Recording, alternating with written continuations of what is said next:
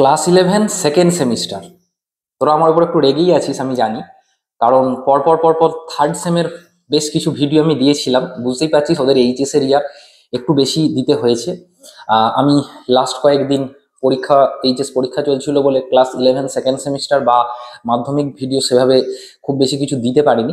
এবার সেগুলো রেগুলারলি আসবে। তো এই ভিডিওটা মেনলি ক্লাস 11 সেকেন্ড সেমিস্টারের জন্য। তোদের টপিক ওয়াইজ ক্লাসও এখানে আমি চ্যানেলে দেবো। এর পাশাপাশি তোদের অনলাইন ক্লাসও চলছে, তোরা জানিস। তো যাই হোক, এই ভিডিওটা যেটা নিয়ে সেটা হচ্ছে যে ক্লাস 11 সেকেন্ড সেমিস্টার তোরা কোন মানে বায়োলজির ক্ষেত্রে কোন জায়গাগুলো কিভাবে পড়বি বা কোশ্চেন প্যাটার্নের কি কি পার্থক্য হয়েছে সেইটা একটু আমাদের ভালোভাবে জানতে হবে। দেখ, এইটা হচ্ছে গত বছর ক্লাস 11 সেকেন্ড সেমিস্টারের আমার লেখা সম্রাট এক্সক্লুসিভ বায়োলজির বইটা আর কি। এবছর এখনো যদিও প্রকাশিত হয়নি। তো সেকেন্ড সেমিস্টার বইয়ে বা তার আগে বুঝতে হবে সেকেন্ড সেমিস্টার বায়োলজিতে কি কি পার্থক্য হচ্ছে। সব থেকে বড় পার্থক্য যেটা, ক্লাস 11 ফার্স্ট সেমিস্টারে সবকটা তোদের এমসিকিউ ছিল। আমাকে প্রচুর জন তোরা জানিয়েছিস যে 11-এর যে সাজেশন আমি দিয়েছিলাম আমার স্টুডেন্টদের, তারা সবকটাই প্রায় কমন পেয়েছে স্কুল ওয়াইজ, যদিও স্কুল কোশ্চেন করেছিল তবুও। আর ক্লাস 12 থার্ড সেমিস্টারে তো তারা পুরোটাই পেয়েছে। তবুও আমাদের কিন্তু সেকেন্ড সেমিস্টারে কিছু বিষয়ে সতর্ক হতে হবে। কি কি সতর্ক হতে হবে আমি পয়েন্ট করে করে বলছি। প্রথম হচ্ছে যে কোশ্চেন প্যাটার্ন সম্পূর্ণ আমূল চেঞ্জ হয়ে গেছে, বুঝতেই পারছিস। তো গত বছর পর্যন্ত কোশ্চেন প্যাটার্নের ক্ষেত্রে তোদের টোটাল 12টা কোশ্চেন পড়তো। মানে group A, group B, group C, group D. এর মধ্যে গ্রুপ এ তে 4টে কোশ্চেন পড়তো 2 নম্বরে, গ্রুপ বি তে হচ্ছে 3টে, মানে 3 নম্বরে 6টা প্রশ্ন পড়তো, গ্রুপ সি তে 4 নম্বরের একটা প্রশ্ন পড়তো, এবং গ্রুপ ডি তে 5 নম্বরের একটা প্রশ্ন আসে। তো সেই প্যাটার্নটা এখনো আছে, সামান্য কিছু চেঞ্জ হয়েছে। কয়েকদিন আগে বোর্ড থেকে জানানো হয়েছে, সেটা এইচএস এর ক্ষেত্রে বা সেকেন্ড সেমিস্টারের ক্ষেত্রে, যে প্রত্যেকটা প্রশ্নের ইন্টারনাল অর থাকবে। অর্থাৎ মনে কর, ধর একের একের দাগের যেমন গ্রুপ এ তে 4টে কোশ্চেন পড়তো, এরকম নয় যে 8টার মধ্যে 4টে লিখতে হবে, সেটা বলছে না। প্রত্যেকটা কোশ্চেনের ইন্টারনাল অর, ধর 1A আর 1B তার মধ্যে একটা লিখতে হবে, 2A আর 2B তার মধ্যে একটা, 3A আর 3B তার মধ্যে একটা, 4A আর 4B তার মধ্যে একটা। এই নিয়ে তোর গ্রুপ এটা শেষ হয়ে গেল। সেম ভাবে গ্রুপ বি তে যাবে, টোটাল 6টা প্রশ্ন, মানে ইন্টারনাল অর নিয়ে 12টা প্রশ্ন হবে। গ্রুপ সি তে 4 নম্বরের একটা প্রশ্ন পড়বে। এটা কিন্তু ভালো করে বুঝতে হবে, এই ধরনের পরীক্ষা বা এই ধরনের প্রশ্ন তোরা কিন্তু আগে দেখিসনি সেই অর্থে বা দিসনি। কেন বলছি, কারণ পরিষ্কার বলা আছে গ্রুপ সি তে ওই 4 নম্বরের যে প্রশ্নটা থাকবে সেটা কিন্তু হবে কম্পিটেন্সি বেসড কোশ্চেন। এবার বুঝতে হবে যে কম্পিটেন্সি বেসড কোশ্চেন মানে কি। কম্পিটেন্সি বেসড এর বাংলাটা হচ্ছে যে প্রয়োগমূলক বা দক্ষতামূলক টাইপের প্রশ্ন। অর্থাৎ এটা ডাইরেক্টলি তোকে কিন্তু বলবে না, মানে গ্রুপ সিটা আমি আগে আসছি, গ্রুপ সিতে তোকে কিন্তু ডাইরেক্টলি বলবে না যে এটার ব্যাখ্যা করো কি, এটা সম্বন্ধে যা জানো লেখো, সেটা কিন্তু বলবে না। তোকে প্রয়োগমূলক প্রশ্ন দেবে। প্রয়োগমূলক প্রশ্ন মানে, তোকে একটা উদাহরণ দিচ্ছি, ধর শ্বসনের ক্ষেত্রে তোকে বললো যে মানে গ্লাইকোলাইসিসের ক্ষেত্রে, যে গ্লাইকোলাইসিসে যে আমরা জানি যে এটিপি তৈরিও হয়, আবার এটিপি ব্যবহৃত হয়। তোকে ধর বললো গ্লাইকোলাইসিসে এটিপি ব্যবহৃত হয় কেন, বা ব্যবহৃত হওয়ার প্রয়োজনীয়তাটা কি, বা টোটাল প্লাস মাইনাস মিলিয়ে কত অণু এটিপি তৈরি হয় এবং কেন হয়। এইরকম কেন লেভেলের যে প্রশ্নগুলো, সেটা সাধারণত তোর এই কম্পিটেন্সি বেসড কোশ্চেনে আসার কথা। এর পাশাপাশি কোনো একটা ছবি দিয়ে জানতে চাইতে পারে, সেগুলো কোনো চিহ্নিতকরণে জানতে চাইতে পারে। এবং তোদের সিলেবাসে কি আছে মেনলি একটু বলি। তোদের সিলেবাসে মেনলি কি আছে না, দুটো মেনলি ইউনিট আছে, একটা হচ্ছে উদ্ভিদ শারীরবিদ্যা আর একটা হচ্ছে প্রাণী শারীরবিদ্যা বা মানব শারীরবিদ্যা। তো উদ্ভিদ শারীরবিদ্যা থেকে তোর হচ্ছে কিন্তু ওই কম্পিটেন্সি বেসড কোশ্চেনটা আসবে, মানে 4 নম্বরের যেটা বললাম, সেটা 2+2 হিসেবেও আসতে পারে, সেটা কিন্তু উদ্ভিদ শারীরবিদ্যা অংশ থেকে আসবে। আর যে 5 নম্বরের যে প্রশ্নটা আসবে সেটা হচ্ছে তোর প্রাণী শারীরবিদ্যা বা মানব শারীরবিদ্যা অংশ থেকে আসবে, যেখানে তোর পরিপাকতন্ত্র, শ্বসনতন্ত্র থেকে শুরু করে তোর সংবহন তন্ত্র বা হরমোনের এই চ্যাপ্টারগুলো মেনলি আছে, চলন গমন, নার্ভাস সিস্টেম, এইগুলো মেনলি আছে। তো এইবার তাহলে আমাদেরকে কিরম ভাবে রেডি হতে হবে, 2 নম্বরের প্রশ্নের জন্য আমাদেরকে প্রপার ওয়েতে রেডি হতে হবে, যে 2 নম্বরের প্রশ্ন আমি কিভাবে লিখবো।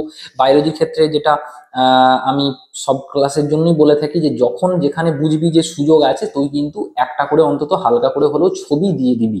সেটা আর্টিস্টিক ছবি না হলেও হবে, প্রপার ওয়েতে ছবি দিলে সেটা কিন্তু অনেক বেটার হবে।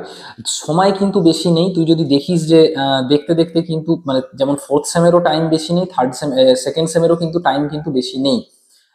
দেখতে দেখতে কিন্তু পরীক্ষা চলে আসবে, যে এই দুর্গাপুজোর কয়েকটা দিন একটু আনন্দ করে নিয়েছিস, ঠিক আছে, এরপর যে পুজোগুলো আসছে সেগুলোতে কিন্তু খুব বেশি মানে মাতামাতি করলে চলবে না, কারণ ওদিকে তো সময়টা কম। তো ভালো করে পড়ে নিতে হবে, কারণ তোকে অনেকগুলো সাবজেক্ট আছে। আর দীর্ঘদিন তোরা লেখার অভ্যাসের মধ্যে নেই, নতুন করে লেখা প্র্যাকটিস করতে হবে। যার জন্য আমার ব্যাচের যে স্টুডেন্টদের আমি মানে অলরেডি চ্যাপ্টারগুলো পড়ানো চলছে, কয়েকদিনের মধ্যে থেকে আমি মক টেস্ট নেওয়া শুরু করে দেবো। তো তোরা যারা অনলাইন ক্লাসে জয়েন হতে চাইছিস, স্ক্রিনে যে নাম্বারটা দেখতে পাচ্ছিস ক্লাস 11 সেকেন্ড সেমে, তারা এখানে জয়েন করতে পারিস, বা মাধ্যমিক বা তোর ফোর্থ সেমের ক্লাসও চলছে বায়োলজির এবং নিউট্রিশনের। তোদের চ্যাপ্টার কটা আছে না, সেকেন্ড সেমে বায়োলজিতে তোদের চ্যাপ্টার আছে টোটাল 10টা। কি কি চ্যাপ্টার? উদ্ভিদ শারীরবিদ্যায় 3টে চ্যাপ্টার আছে, আর মানব শারীরবিদ্যায় তোর 7টা চ্যাপ্টার আছে। তাহলে উদ্ভিদ শারীরবিদ্যার মধ্যে সালোক সংশ্লেষ আছে, শ্বসন আছে, বৃদ্ধি বিকাশ আছে। আর বাকি যে চ্যাপ্টারগুলো আমি বললাম সেগুলো আমি যেমন বইয়ে তোর চ্যাপ্টার করে সেইভাবেই বইটা আমি গত বছর লিখেছিলাম। যেমন ধর পরিপাক শোষণ, নিঃশ্বাস প্রশ্বাস, দেহ তরল, রেচন পদার্থ, চলন গমন, স্নায়বিক নিয়ন্ত্রণ, রাসায়নিক সমন্বয়। এই চ্যাপ্টারগুলো হচ্ছে আমাদের মানব শারীরবিদ্যা অংশে আছে। এবার এখানে তোরা পাশাপাশি যেমন ফার্স্ট সেমের বইয়ের ক্ষেত্রেও তোরা এনসিইআরটি বই অনেকে পাশে রেখেছিলি, সেখান থেকে অনেকটাই উপকার নিশ্চয়ই পেয়েছিস। সেকেন্ড সেমের ক্ষেত্রেও হাতের কাছে রাখতে পারিস। খালি এনসিইআরটিতে তোর মানব পরিপাক তন্ত্র ওই চ্যাপ্টারটা পাবি না, কারণ ওটা নিটের সিলেবাসে উঠে গেছে, কিন্তু ওটা কিন্তু সেকেন্ড সেমের সিলেবাসে আছে, তাই তোকে পরিপাকতন্ত্র ভালো করে পড়তে হবে। এবং যখন ফিজিওলজিটা পড়বি, মানে মানব শারীরবিদ্যা অংশটা পড়বি, প্রত্যেকটা অংশ কেন লেভেলে ভালো করে বুঝে তোকে পড়তে হবে, নাহলে তোকে কিন্তু প্রশ্ন দিয়ে দিল যে কাইলোমাইক্রন কেন তৈরি হচ্ছে, বা কাইলোমাইক্রন কি, মিশেলি কি। প্রত্যেকটা যে অংশ আছে, যে হৃদচক্র যখন পড়বি, যে হৃদচক্র প্রপারলি বুঝে পড়তে হবে, যাতে ওখান থেকে যদি ছবির প্রশ্ন দেয় কোনোভাবে, সেটা যেন প্রপারলি করতে পারিস। আর নর্মাল গতানুগতিক প্রশ্ন তো থাকবেই, যে এই হরমোনের কম ক্ষরণে কি হয়, কি এই ক্রেটিনিজম কি জন্য দায়ী, মানে ক্রেটিনিজম কেন হয়, ডুয়ারফিজম কেন হয়, এই ধরনের প্রশ্ন তো থাকবেই। তার সাথে সাথে কিন্তু এই যেটা আমি বললাম যে নতুন যেটা চালু হচ্ছে, সেটা হচ্ছে কম্পিটেন্সি বেসড কোশ্চেন, সেটাও কিন্তু থাকবে। এটা তো কিন্তু আমাদেরকে অবশ্যই মাথায় রাখতে হবে তোদের। এবার তোদের বহু প্রতীক্ষিত প্রশ্ন, যে বই কি কিনবি। দেখ, বই সেকেন্ড সেমে বেশ কিছু ভালো বই আছে, যেমন মৌলিক লাইব্রেরি সেকেন্ড সেমের বইটা খুব ভালো। এর পাশাপাশি সাঁতরা পাবলিকেশনের বইও আছে, তুই ছায়ার বইও আছে, তুই এদের মধ্যে কোনো একটা সংগ্রহ করে তুই সেইভাবে বইটাকে সংগ্রহ করে তুই পড়াশোনা শুরু করে দিতে পারিস। আমার ধারণা সেকেন্ড সেমের তোদের পরীক্ষা যেন খুব ভালো হয়। এবং এর পাশাপাশি চ্যানেলে তো আমি ক্লাস আসবেই, এছাড়া অনলাইনে আমাদের ক্লাস চলছে, চ্যানেলটার দিকে লক্ষ্য রাখ। আর তোদের আর কোনো প্রশ্ন আছে কিনা, তোদের যা যা কোয়েশ্চেন ছিল আমি এই ভিডিওতে আশা করি সলভ করে দিতে পারলাম।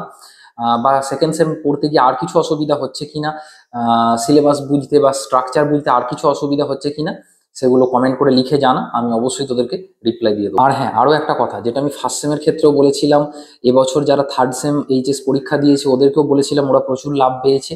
যে বোর্ড থেকে যে মডেল কোশ্চেনগুলো প্রকাশিত হয়েছে, তাদের প্রত্যেকটা কোশ্চেন কিন্তু আমাদেরকে সেকেন্ড সেমের জন্য এবং ফোর্থ সেমের জন্য প্র্যাকটিস করে যেতেই হবে, কারণ থার্ড সেমে যে এইচএস হয়েছে সেখানে কিন্তু বোর্ডের মডেল কোশ্চেন থেকে বেশ কয়েকটা প্রশ্ন হুবহু কিন্তু দেওয়া ছিল। তাই তোরাও সেকেন্ড সেমের বোর্ডের মডেল কোশ্চেনটা করে যাবে, যদিও স্কুল প্রশ্ন করবে, কিন্তু ওখান থেকে কিন্তু দু একটা প্রশ্ন কমন পাওয়ার চান্স কিন্তু যথেষ্ট থাকবে। বিভিন্ন স্কুলেই আমি ফার্স্ট সেমের কোশ্চেন দেখতে গিয়েও দেখেছিলাম যে বোর্ডের মডেল পেপার থেকে ফার্স্ট সেমে প্রচুর কোশ্চেন কিন্তু দেওয়া হয়েছে। আর এছাড়াও ফার্স্ট সেমে আমার যে সম্রাট এক্সক্লুসিভ যে বইটা আমি লিখেছিলাম, সেখান থেকেও প্রচুর স্কুলে প্রচুর প্রশ্ন কমন এসেছে। ঠিক আছে, আর ক্লাসগুলোর জন্য চ্যানেলে চোখ রাখ।